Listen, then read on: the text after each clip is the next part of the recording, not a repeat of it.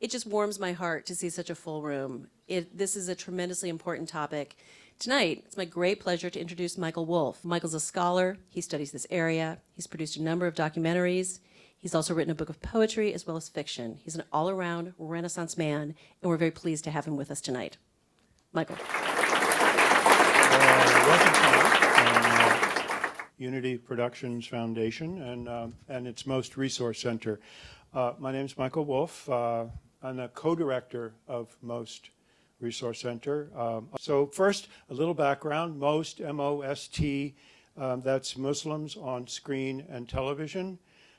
This is our 10th anniversary, big year for us, since Most began in a collaboration between UPF and the Brookings Institution as a special project of the Rockefeller brothers to provide a number of services to writers and producers when they work with Muslim storylines or Muslim themes. I'll just very quickly tell you that our services include access to experts on culture, on history, politics, religion, resources, accurate research, polls, access to experts, all of these things to help writers especially develop nuanced characters. That's the idea. And also to offer a variety of storylines. We do fact-checking from development through production, whatever is needed, really. And lately, in responding to writers' requests after 10 years, we developed an online service called the Story Bank. This is a searchable archive, live, of thousands of up-to-date human interest articles drawn from media all over the world and right here. This bank is, as I said, it's searchable. It's as easy to use as Yahoo News. It's a great source of story.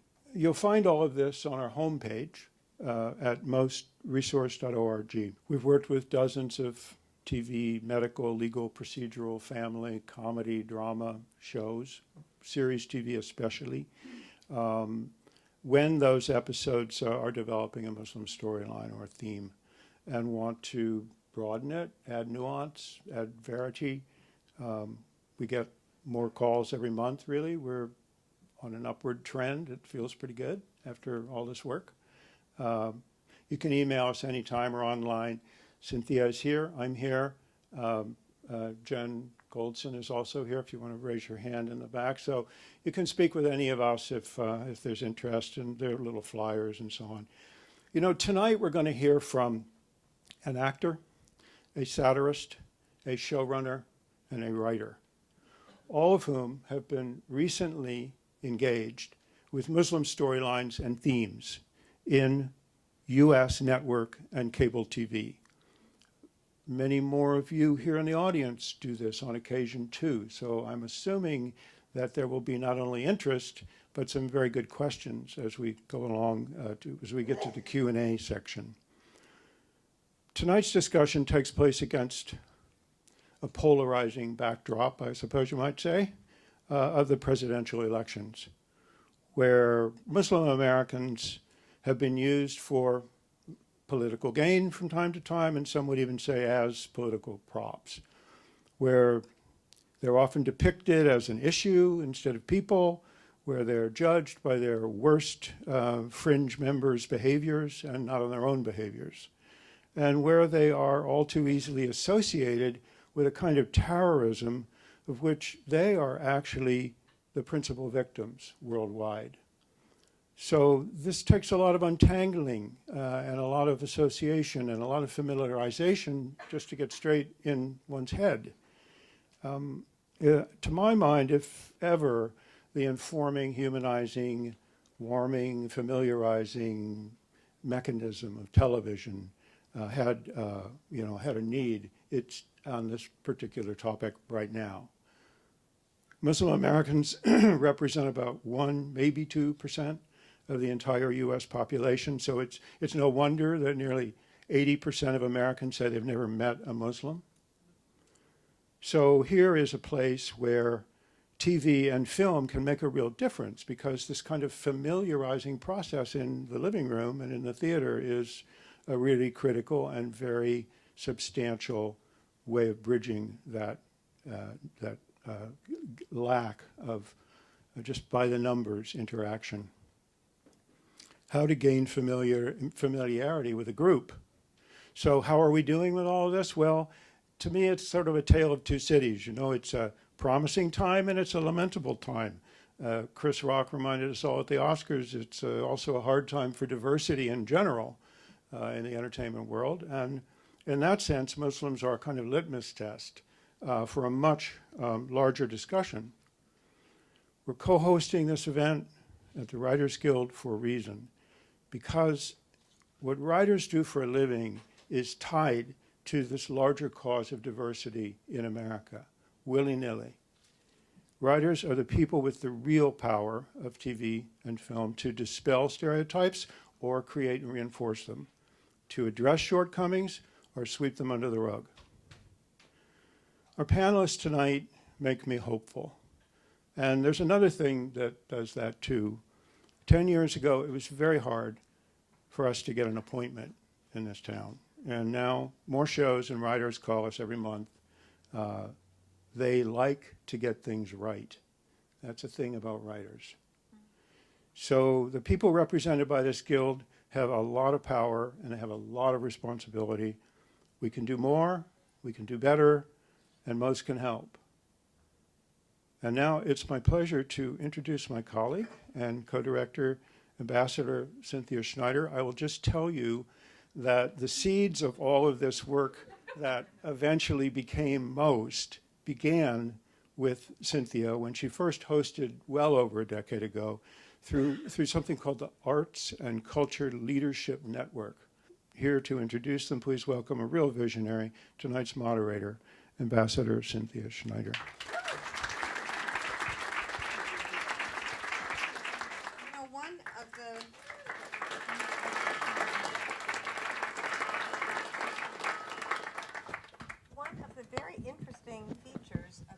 This panel is that none of us were trained or educated for what we are doing.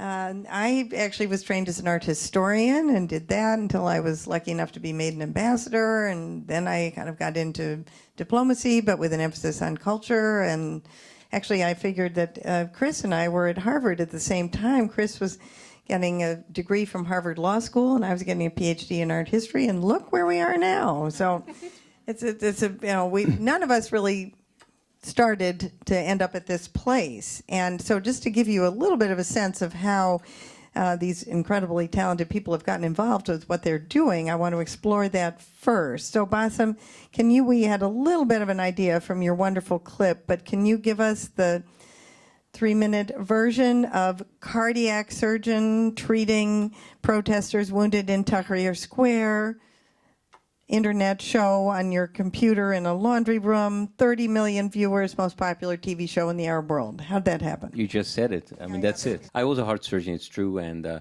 in 2010, before the revolution happened, I was basically preparing to, I was accepted in a fellowship program for pediatric heart surgery in Cleveland, because I wanted to really go out of my country and go somewhere else. And nothing tells you how excited I was to leave my country like being excited to go to Cleveland. And then the revolution happened, and me, like many, I mean, I was not politically involved, like so many people. Many of us were not. And we found ourselves into this amazing experience. And I was just a doctor in the Tahrir Square, treating people. And during the revolution, there were like two realities. There's a reality that you see in the square, where there's an uprising, people who are fighting for justice, for freedom. You go back in the media, and there's a totally different thing. And at that time, and when that was over, I felt that I need to do something that remind people with that kind of media that was basically taking them for a ride and using hypocrisy and lies and deceit to brainwash masses. I just did the show, and I was just doing this because I was waiting for my H-1 visa to come, which most of you illegal immigrants know what that is. And what happened was that I thought that, like, maybe I'll get 10,000 views. That would be great. And then in a couple of months, I have 5 million views, and suddenly every single network want to get the show. And I found myself being dubbed the Jon Stewart of Egypt. I did the daily show version in Arabic. And at the end of the day, it was. You find what I found out through this very short journey is that military and religious regime has one thing in common. Both of them do not have a sense of humor, and they will drive you out. So one couldn't and the other could, and I ended up in leaving the Middle East and coming here, and I find Trump. Emily, I'm going to ask you a little bit about how what drove you to do this episode. It's the Carmichael show. What did you have a particular interest in this subject matter? I started out as a couples and family therapist for many years. That's where my training is, and all my money went was getting that education. And after practicing for a few years, I started writing and started getting more interested in writing screenplays. And I then married a Pakistani Muslim man who was not yet a citizen, and now he is. And so for 10 years, half of my family has been Pakistani Muslims, and I'm from North Carolina. I'm very Southern originally, and it was very eye-opening for me to just kind of experience being thrown into a family and into a culture that I had not had a lot of awareness of. And it kind of woke up in me the need to see that broadcast more, because you only see Muslims on the news. You only see Muslims, if they're speaking Urdu, it's only because they're planning something terrible. And I think a lot of shows and movies are doing a much, much better job at that, but I wanted to be part of making that better and helping normalize. Growing up in the South, I've seen the issue is not, they just don't know. It's not willful ignorance, it's just ignorance because they're not exposed. So exposure is really, really important to me. Representation is really important to me. So when I started writing for the Carmichael show, Gerard, who's a creator of the show, kind of wanted me to write an episode specifically about this. And so we went around and around what it was going to be, and it ended up kind of being this. And yeah, since then, I've now written a screenplay that was shot over the summer about a Pakistani Muslim man who falls in love with a white woman and has to figure out how to deal with that with his family and kind of being who he is versus honoring where he came from. So yeah, it's incredibly important to me, and I think the more people see that, the more we can kind of see that Muslims are just like anyone else. This is stuff you guys all know, but it's stuff that I think, unfortunately, a lot of people in this country don't know. So it's very important to me.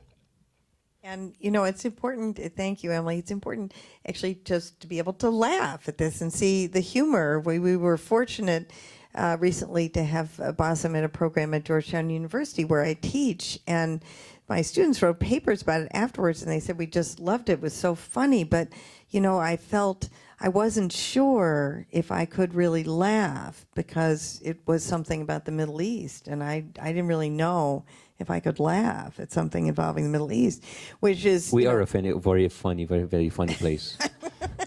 Funny in all senses, like it could be funny haha or funny weird. It's like both.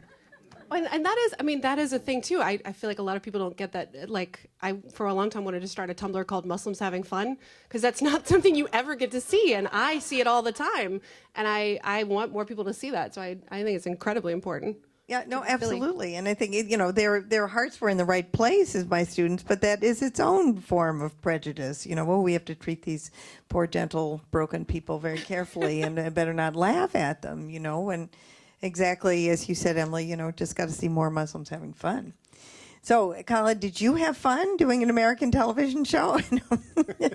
So tell a little bit of your own story, because you were trained as an engineer, but then very early on became an actor and did very, very well as an actor. And then along came the revolution. But you were already talking about revolutionary issues before the revolution happened. Tell a little bit about the story of microphone. Listening to these two talking, I was thinking, how can I become more fun? I don't think I can. So I'm really enjoying listening to you guys. So, well, thank you for having me here. I'm probably going to be the serious guy here. I studied engineering, and I loved engineering. I wanted to do spacecraft design. I did a master's in spacecraft design where some students had to design a spacecraft and actually test it in space. I happen to be one of them, and it's in orbit still. That was a long time ago. USAT 5, University of Surrey. I was doing a minor in theater, and I walked into a play where my then became my mentor, director, Dr. Mahmoud Al-Lawzi, was on stage, and I knew something in me changed. I knew that moment kept haunting me for the rest of my life. Later on, 5 years later, I decided to take theater minor and go on, and then it became obvious that I wanted to become an actor. And I kind of switched my engineering, and my acting career kind of switched in the year 2000. My first role casting, and I went to meet for a role, was hilarious because it ended up, I was coming back from the States for this casting, and I was jet lagged, and I ended up being in a casting of a TV show instead. So, and they took me, and I accepted. And I ended up being a TV host for good 8-10 years. And one of them was a first late night talk show. We tried to do some comedy, and I think it was quite interesting. We were like this new generation of people coming, almost like coming from a different planet into the Maspero building, where it's a very old-fashioned TV, state TV controlled, and TV, and ended up being great because it gave me the chance to actually be seen and become an actor. My first role was because of that. The wife of the first director, the director, saw me in the TV show, and she actually gave me the words for Dawood Abdessai to give me my first role. Anyway, jumping ahead, little by little, by 2010, I ended up being more independent instead of commercial films, producing them and acting in them. One of them was Microphone, which was kind of a cornerstone. Now, looking back, they say is like pretty much a cornerstone of the revolution. Because, little did we know, it was about youth underground music bands, and it said a lot about change. They were singing and writing songs about change, which happened to, like, few months later. A few years later, I was getting a lot of awards from other films, and maybe 2014, 2015, I got all the best acting awards in Egypt, which was crazy. And now I can't act in Egypt anymore because I'm kind of blacklisted, the government. They don't tell you this, they don't do this, but they find ways to make sure you don't do this.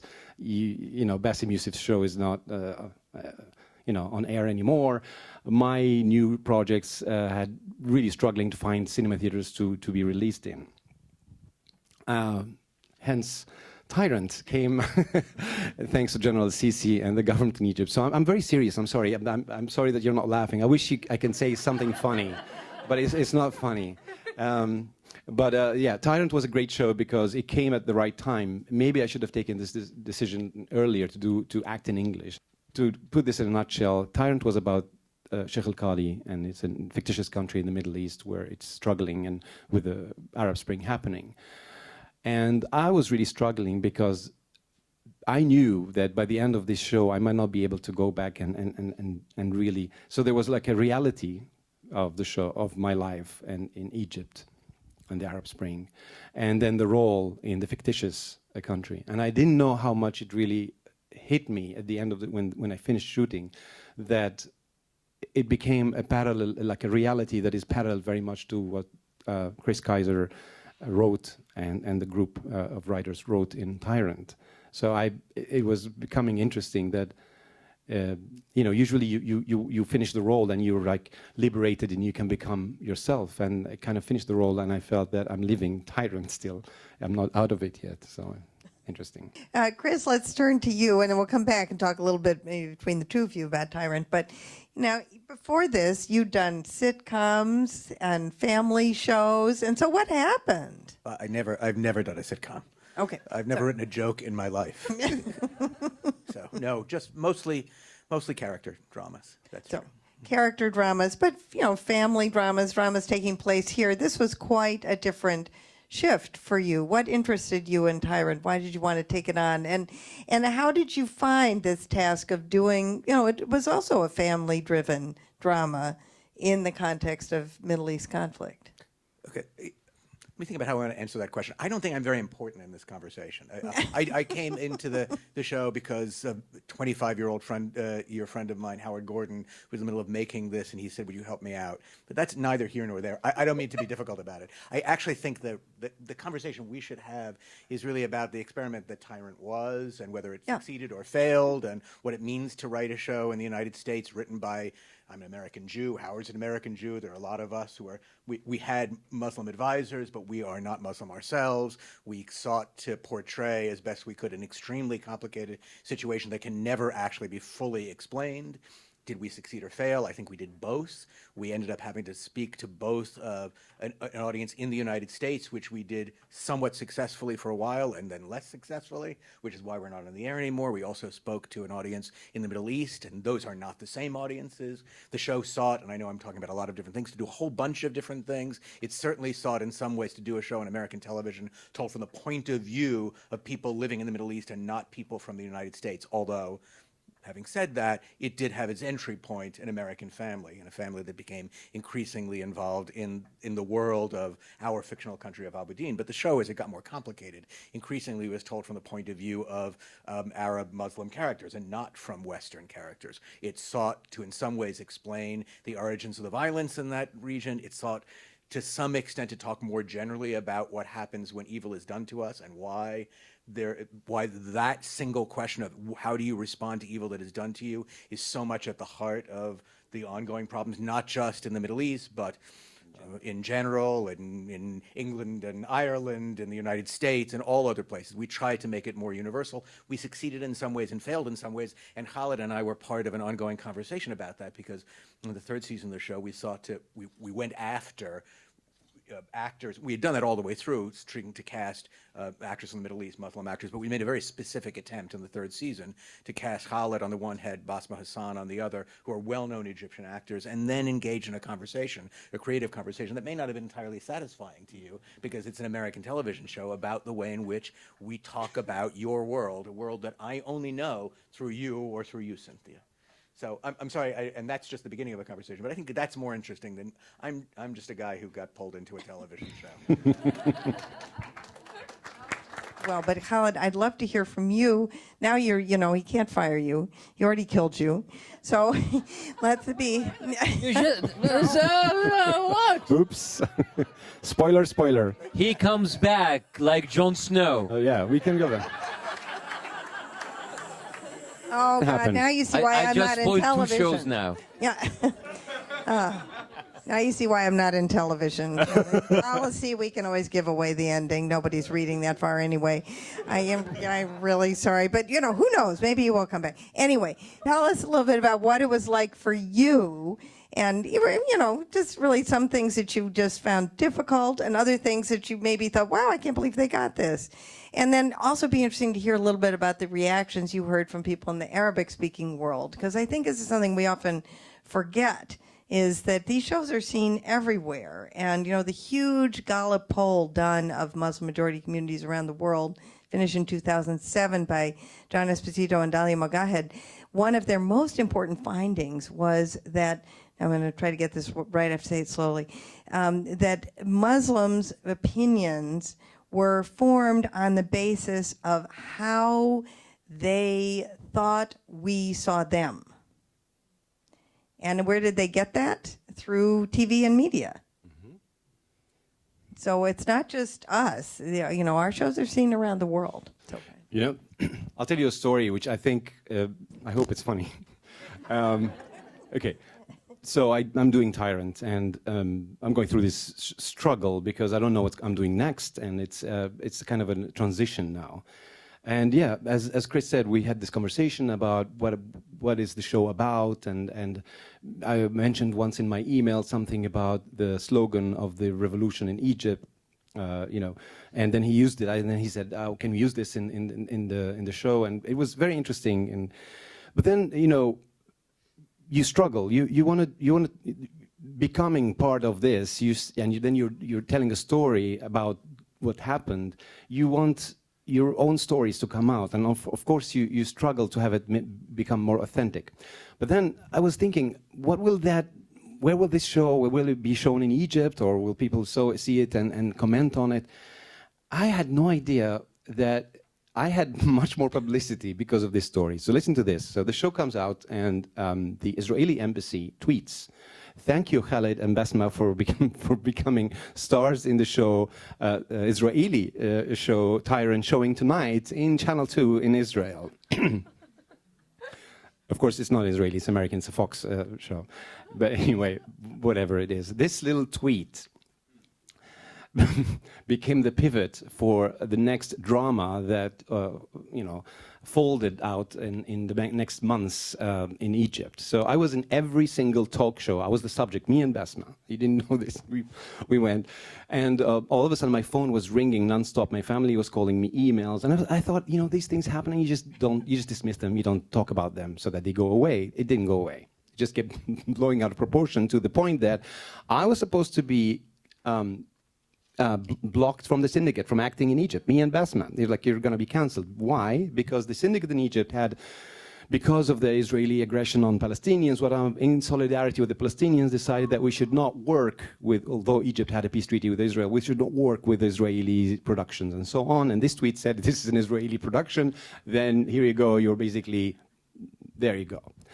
So I decided, okay, maybe I should say something. I tweet something, and then I had to basically go on the show and say this is not true. And then my syndicate guild president had to go on TV and defend us, send the contract. It was just a long story. It ended up by one of my friends saying, "Oh, you actually made that tweet so that you get the publicity, so that people want to see the show." And this is how media becomes. Really, it became crazy, and I didn't know how to defend myself anymore, because anything I do, I'm adding more to this publicity, and although it was all over, but it's not really over, because you're always blamed for some reason. And this is, in the Middle East, the media is always looking for the headline, of course, like anywhere, but to the point that it really, they look for the differences to make headlines. While art, I think, honest art, always tries to look for what connects us as human beings, for the human condition generally, that connects us, that unites us.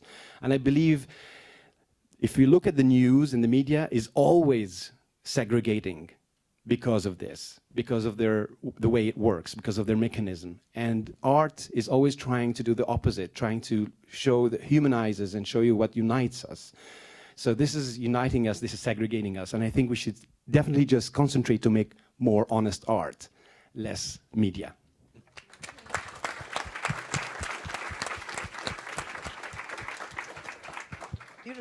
Beautifully put, and certainly resonates this time in America.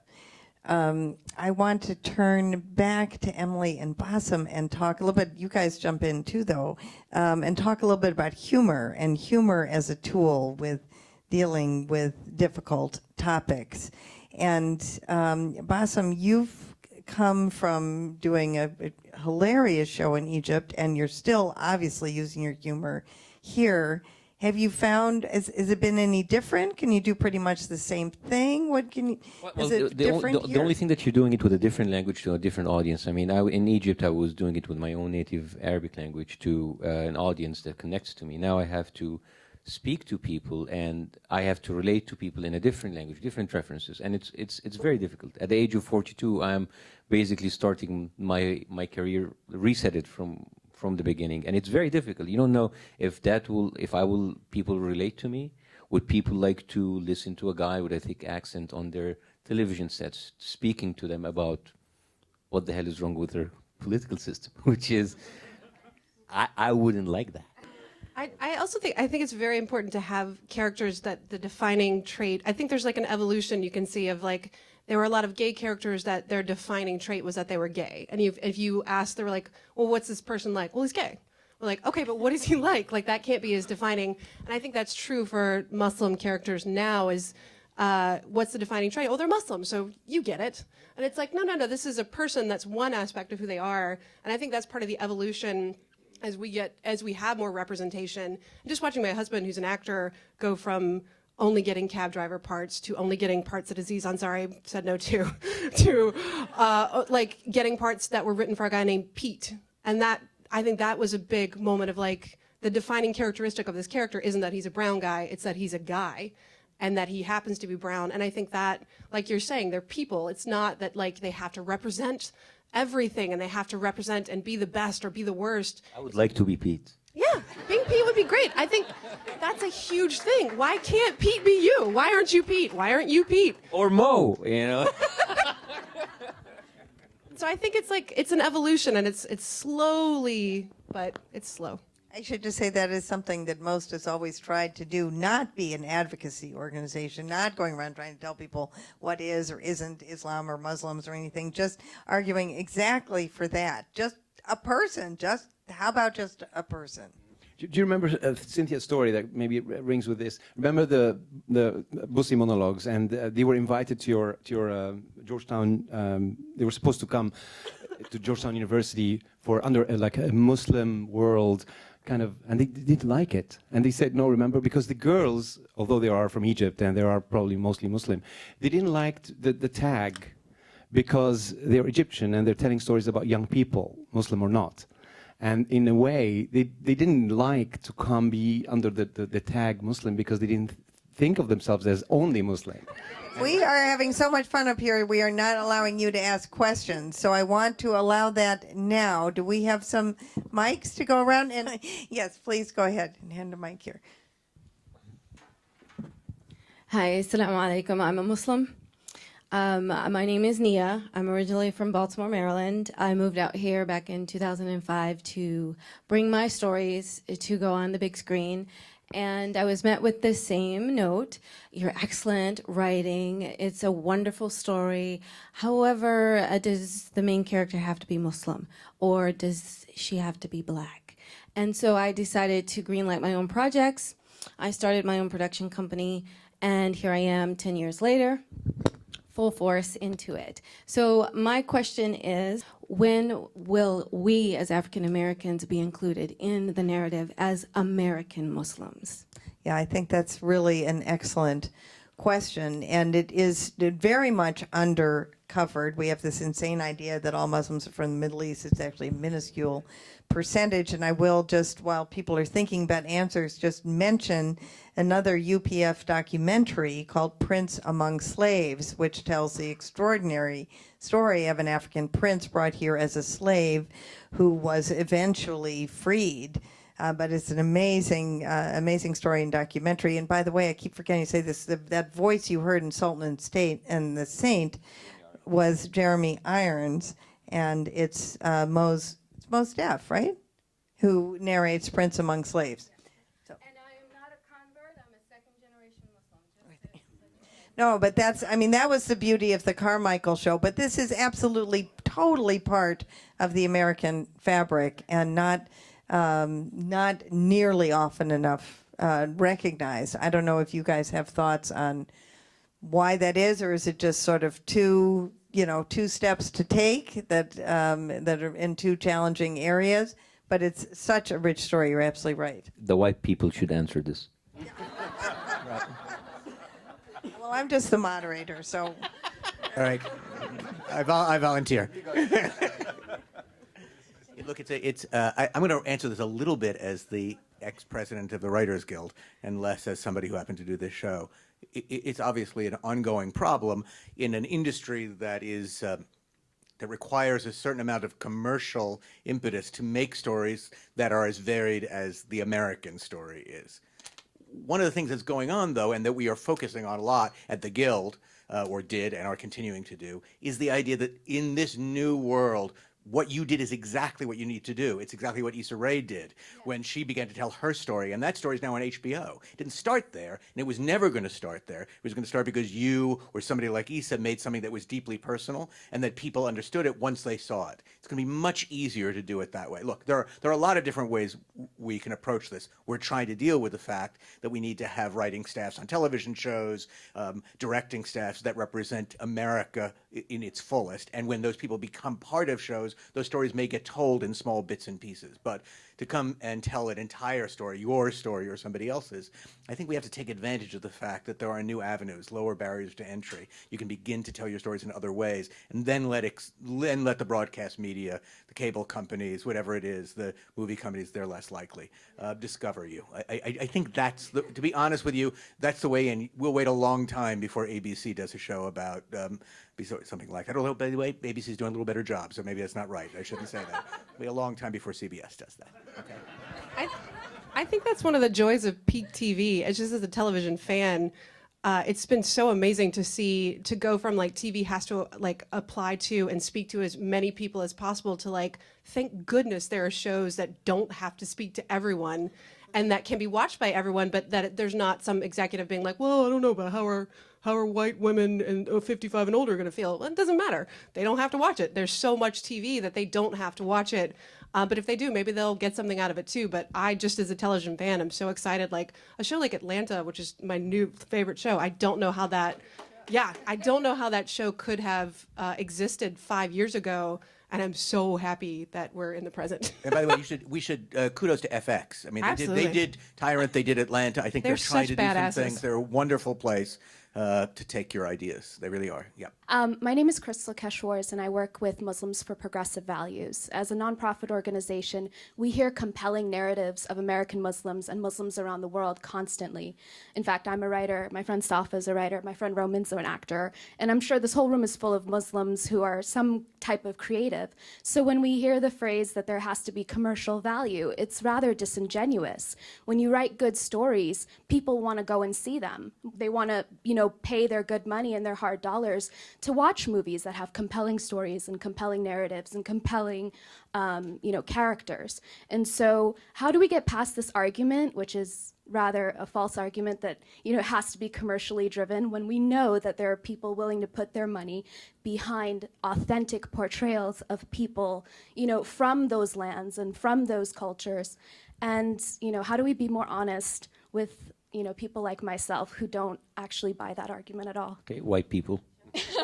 So we're definitely a white person. Can I be the devil's advocate for one second? Like, I mean, we are like here, like we think that this makes sense. But really, whoever makes the decision are the executives of the networks. Absolutely. Who have some sort of a target, a viewership, money to bring back. So we can sit here in our closed environments and but these are good stories. Yeah. Maybe for us. Like, for example. Maybe for us. But the thing is, at the end of the day, and I think I'm kind of I don't want you guys taking the whole heat because you don't make the decisions.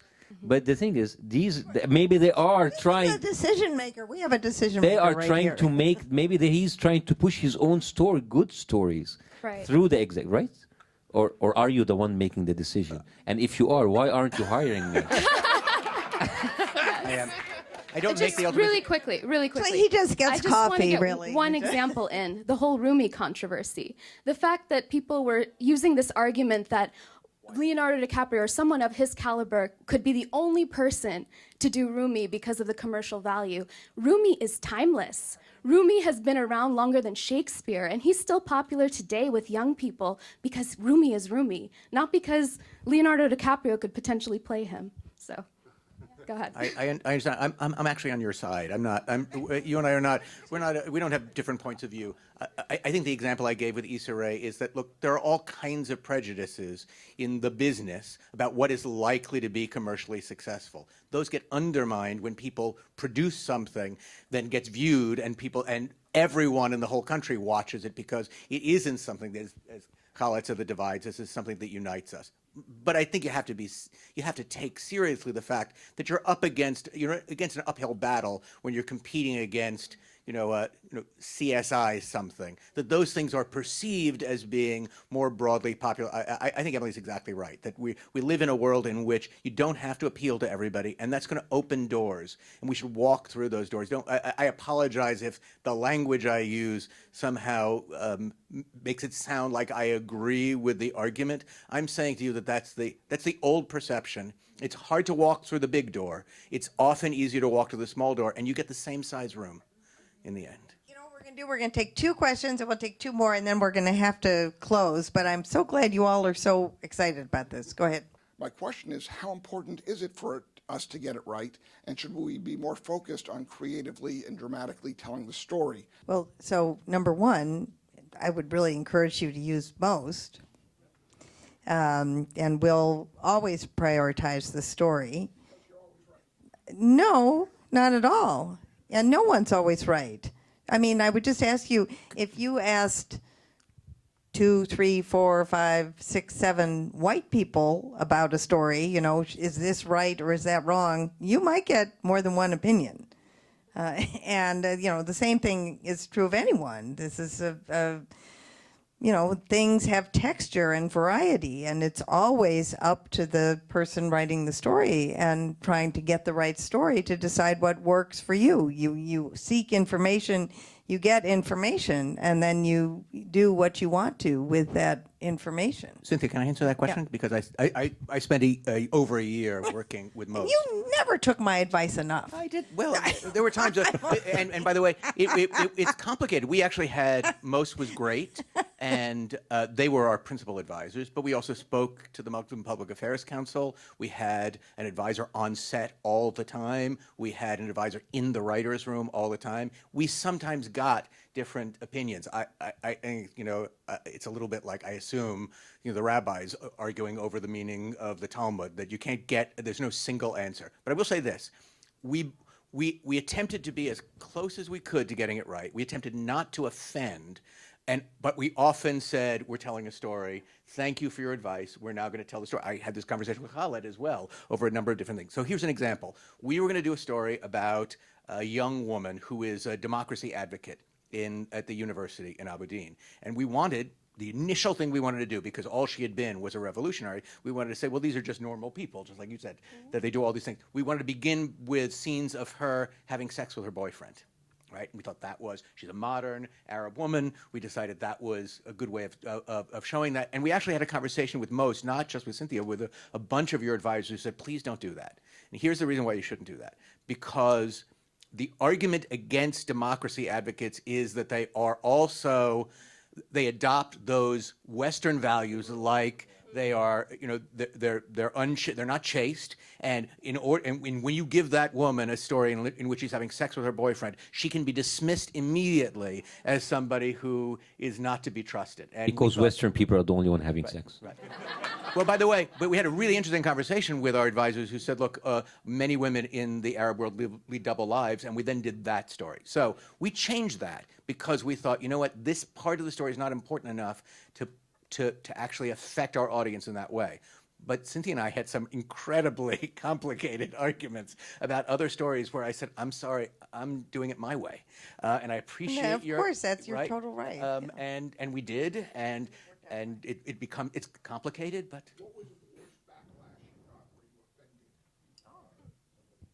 You know, I have to admit, we did not get, I don't know if you did, I did not get any response back from anyone that said you have offended. We had plenty of people on Facebook saying, I hate this show. But it was a much more generic attack, you know, where it used to be good. But I mean, for example, I don't want to go on forever about this, but there was a conversation. We had a thing called the Truth and Dignity Commission, in which people from Aberdeen, this fictional country, presented testimony about the crimes in the country of the last 25 years. And the country had been invaded by ISIS, which was, we called it the Caliphate, and a woman who had been given as a sex partner, as a wife to one of the Caliphate fighters, was giving testimony. And in our version of it, she suffers from Stockholm Syndrome, and she begins to identify in some ways with this man. And she understands it and says, this is terrible, and I know that I've committed 2 crimes here, I've done that, but I've also dishonored it. And Cynthia begged me not to do that.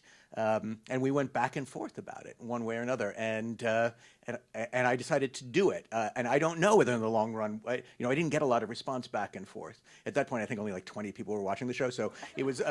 But I don't know. But in any case, it was a complicated and many-month argument back and forth as to whether we were doing a disservice to the women who had essentially been forced to be wives of ISIS, to say that they were that they had become attached to those men. I cited a New York Times article in which a couple of people had actually made that argument, and we went went and we just discussed it. But in the long run, no one ever said to us, including their network, you must do it this way or that way. We just took it as an obligation to, as much as possible, be as truthful as possible when we could be, although Khaled will tell you that there were many times when I said, I know that's how it actually is, I'm sorry, I can't do it that way, because I only have 50 minutes, and I have got to make a scene work. And we didn't have fights because you were very good about it, but it was frustrating, I think, for you. It's a bit frustrating because, for example, I know that if an Arab audience would be watching the show for the Sheikh al-Qadi before he's going to be slaughtered, the first thing he would say, the Shahada. He would say, Ashhadu an la ilaha illallah Muhammad Rasulullah, which is something very obviously he would say, but it was not in the script. So I decided I wanted to add this, and we went back and forth a lot in this. To me, it's like ABC. It's like you can't miss that. But then, in the context of it, the writing was, he goes and looks in the sun, and he watches a cat, like sees life. So there was more poetic way of doing it, not in the traditional way I would have thought it should have been. And this is the kind of little things that sometimes it strikes someone from our background to say, oh, you have to have that, or a Muslim background. We're going to take one more quick question, then I'm very sorry. I'm afraid we have to end. You guys have been so fabulous. If you can make a really quick question, then we have to end. I'm afraid we really have to leave the facility.